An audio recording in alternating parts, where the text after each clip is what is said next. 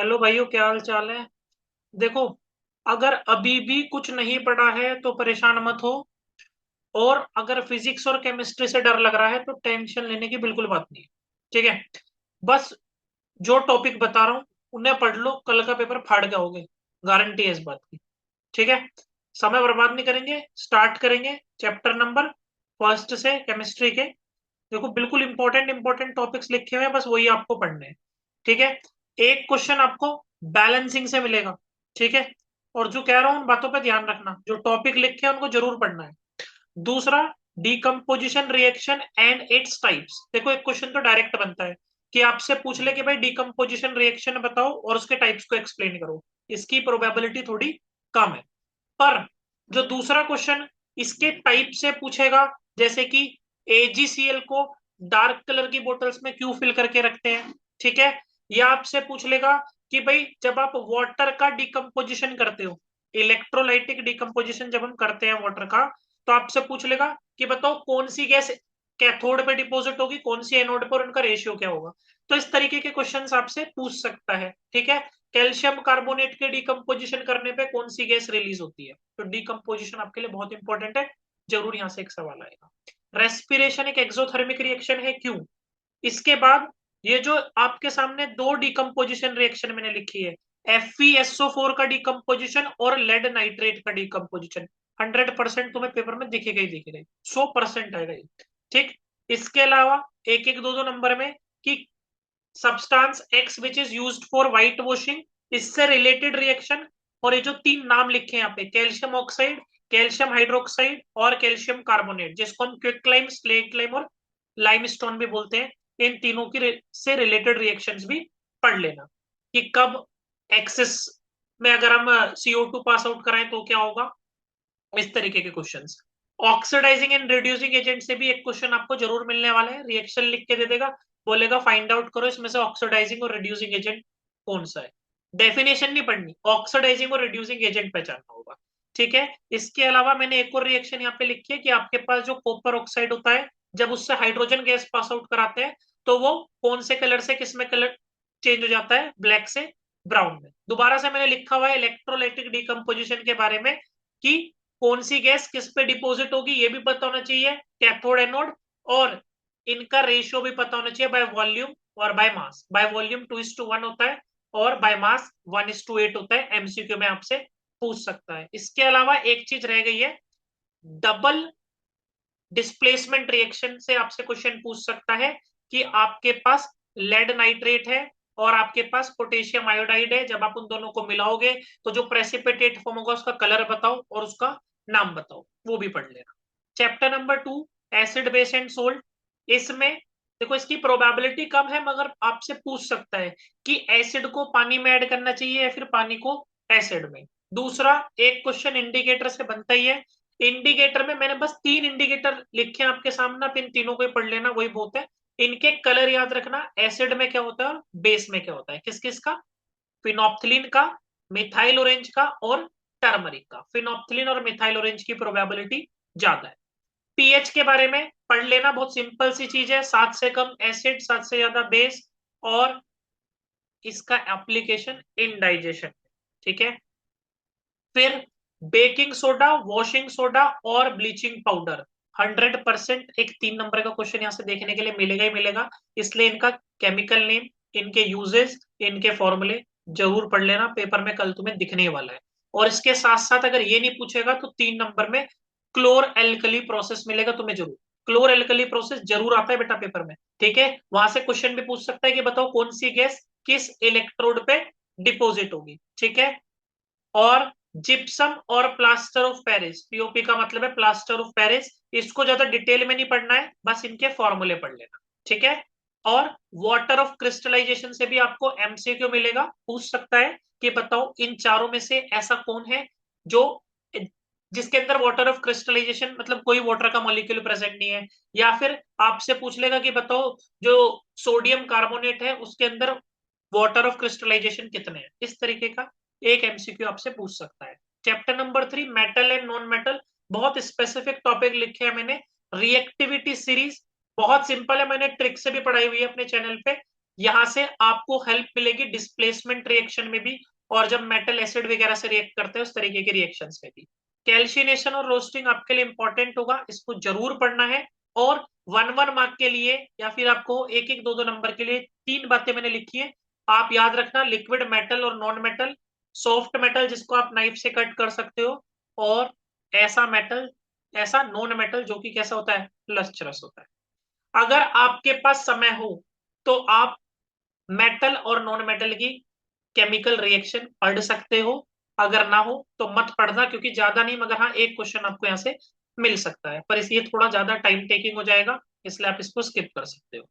Chapter number 4, जो इसमें बच्चों को सबसे ज्यादा समस्या आती है स्पेशली केमिस्ट्री में, कार्बन एंड इट्स कंपाउंड्स। यहां से अगर आपकी किस्मत अच्छी हुई तो ग्रेफाइट और डायमंड का डिफरेंस आपसे पूछ सकता है, 3 डिफरेंस याद रखना बस, उससे ज्यादा नहीं।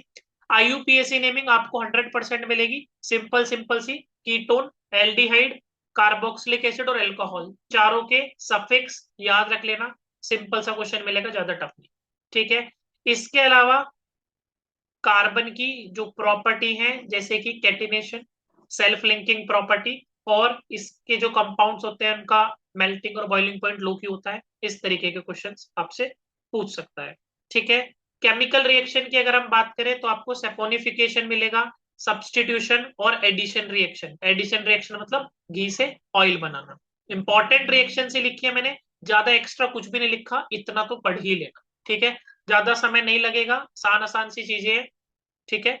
Last, myself formation. Myself formation long में भी पूछ सकता है, थोड़ा इसको अच्छे से पढ़ लेना।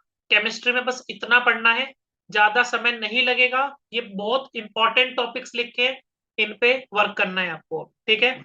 इसके बाद अगर मैं फिजिक्स की बात करूं, 2 चैप्टर ज्यादा इंपॉर्टेंट होने वाले हैं, इलेक्ट्रिसिटी और लाइट। ह्यूमन आई और मैग्नेटिक फील्ड पे थोड़ा कम ध्यान देना। ठीक। इलेक्ट्रिसिटी की अगर हम बात करें तो इलेक्ट्रिसिटी से जो पहला क्वेश्चन बन सकता है वो फैक्टर्स अफेक्टिंग रेजिस्टेंस से बन सकता है, length, area, temperature, nature of material, इनसे। ठीक है। दूसरा इसी का भाई रेजिस्टिविटी से भी फैक्टर अफेक्टिंग से क्वेश्चन बन सकता है।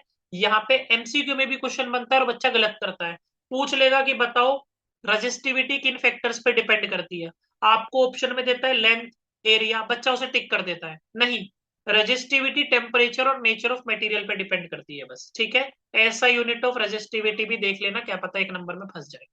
हाँ, जो थर्ड टॉपिक है वो आपको 100% मिलने ही वाला है, न्यूमेरिकल ऑन रेजिस्टेंस। मतलब रेजिस्टेंस नहीं, आपसे करंट वगैरह भी पूछ सकता है, पर 2 तरीके के क्वेश्चन यहाँ से बन सकते हैं, आपकी किस्मत पर डिपेंड करता है आपके सामने कौन सा आएगा। एक तो डायग्राम वाले, डायग्राम वाले जैसे मैंने नीचे डायग्राम बनाया हुआ है आपके समझने के लिए, जिसमें पैरेलल कॉम्बिनेशन और सीरीज कॉम्बिनेशन पहचानना होता है, टोटल रेजिस्टेंस वगैरह आपको निकालना होता है। टोटल रेजिस्टेंस का एक और नाम से पूछ लेता है वो इक्विवेलेंट रेजिस्टेंस, बच्चा कंफ्यूज होता है, पर इक्विवेलेंट रेजिस्टेंस का मतलब भी आपको टोटल रेजिस्टेंस निकालना है। इसके अलावा जो दूसरा न्यूमेरिकल बनता है वो कैसे बनता है, इस पे बन जाता है, लेंथ को ट्वाइस कर रहे हैं, एरिया को हाफ कर रहे हैं, बताओ अब रेजिस्टेंस का पुराने और नए वाले का रेशियो क्या होगा, या आपको पुराने वाले रेजिस्टेंस की वैल्यू गिवन दे देगा, दूसरे वाले में, दूसरे केस में लेंथ को हाफ करेगा, एरिया को ट्वाइस करेगा, और नए रेजिस्टेंस की वैल्यू पूछ लेगा। तो इस तरीके के न्यूमेरिकल भी कर लेना, ज्यादा हार्ड नहीं होते, बहुत आसान है ये, बस फॉर्मूले में वैल्यू पुट करनी होती है। इसके अलावा या तो रेजिस्टेंस से न्यूमेरिकल आपको मिलता है या फिर पावर से। ठीक है। किस्मत पे डिपेंड करता है, या तो रेजिस्टेंस पे न्यूमेरिकल मिलेगा ना, 100% पावर पे न्यूमेरिकल मिलेगा। पावर के 3 फॉर्मूले तुम्हारे सामने लिखे हैं, इन्हीं को तुम्हें घुमाना है और यहीं से आंसर मिल जाएगा। इसके अलावा नीचे एक और फॉर्मूला लिखा है, energy is equals to power into time. अगर पावर से रिलेटेड क्वेश्चन पूछता है 3 नंबर में, तो नीचे वाला फॉर्मूला भी वहां पे यूज होगा। ठीक।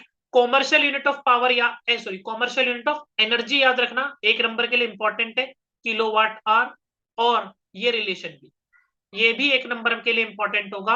1 किलोवाट आवर कितने जूल के बराबर होता है, 3.6 इंटू 10⁶ जूल के। इसके बाद तुम्हारा favourite chapter light.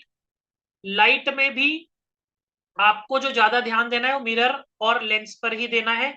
Refractive index से 1 नंबर का क्वेश्चन पूछ सकता है। अब मुझे पता है रिफ्रेक्टिव इंडेक्स भी इंपॉर्टेंट है, बट फिलहाल हम बात कर रहे हैं ज्यादा इंपॉर्टेंट जो चीजें हैं उनकी, तो इसलिए आप ज्यादा ध्यान देना। Image formation on concave mirror और कॉन्वेक्स लेंस। अगर समय ना हो तो फिर भी 1% लेंस के बारे में मत पढ़ना, इमेज फॉर्मेशन। मिरर मैंने स्पेसिफिकली लिखा है, कॉनकेव मिरर, इसको जरूर पढ़ लेना। कॉनकेव मिरर की इमेज फॉर्मेशन जरूर पढ़ लेना। अगर टाइम मिलता है तो कॉन्वेक्स लेंस भी पढ़ना, वरना कोई दिक्कत नहीं है, क्या कर सकते हैं अगर समय नहीं है तो। ठीक है। इसके अलावा आपको पेपर में लेंस और न्यूमेरिकल पे, लेंस और मिरर पे न्यूमेरिकल मिलेगा ही मिलेगा। दो फॉर्मूले, मैग्निफिकेशन और लेंस और मिरर फॉर्मूला, बिल्कुल ध्यान से करना, साइन में कोई दिक्कत मत करना। ठीक है। यहां से आपको एक न्यूमेरिकल मिलेगा ही मिलेगा। After that there is a power of lens. Lens की पावर पे भी क्वेश्चन पूछ सकता है, बहुत आसान होता है। Power equal to 1/f।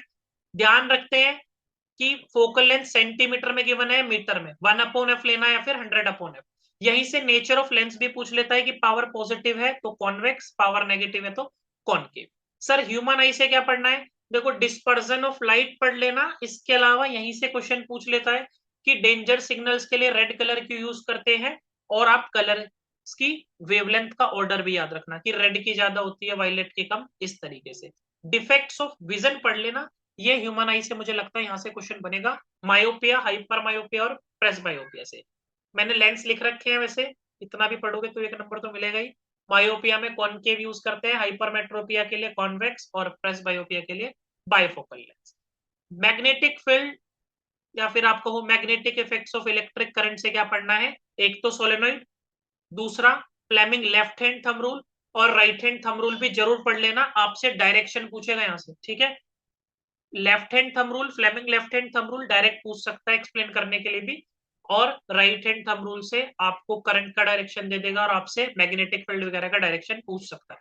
Solenoid बहुत इंपॉर्टेंट है। ठीक है। सोलेनोइड और लेफ्ट हैंड थंब रूल जरूर पढ़ना। इसके अलावा एक और क्वेश्चन बन सकता है कि मैग्नेटिक फील्ड किस तरीके से अफेक्ट होगी अगर आप डिस्टेंस बढ़ाते हो, करंट बढ़ाते हो, या नंबर ऑफ टर्न्स बढ़ाते हो। तो करंट के बढ़ने से भी बढ़ेगी, नंबर ऑफ टर्न से भी बढ़ेगी, पर डिस्टेंस बढ़ाने से मैग्नेटिक फील्ड कम हो जाएगी। ठीक है।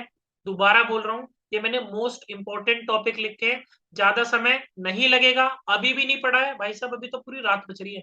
ठीक है। इनको जरूर पढ़ लो, कल का पेपर फाड़ के आओगे तुम फिजिक्स और केमिस्ट्री का। ठीक। और अगर बायो में समस्या आ रही हो ना, तो प्लीज कमेंट बॉक्स में लिखना, उसके भी इंपॉर्टेंट जरूर बताऊंगा। ठीक है। चलो।